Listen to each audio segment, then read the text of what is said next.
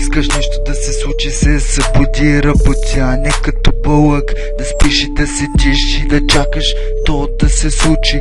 По-добре се разходи с бурните води, виж как е и стани, открий себе си и стреляй, но винаги помни, бъди себе си, каквото да ти коства това, а не като шматка да пуснеш котва и да гледаш другите. Помни, никога не бъди допедавка, като най-долната от тайка, бяга и лети като срака, а не като някаква долна шматка, да се луташ и да се буташ там, където нямаш никаква работа.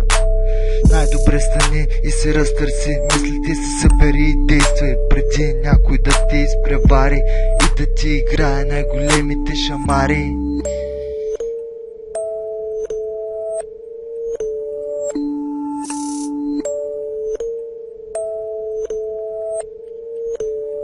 И помни, мой,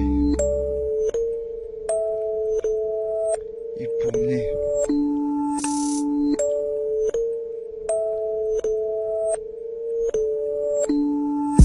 Не бутай стари рани, щото от тях много боли и кърви, докато не отвориш нова страница.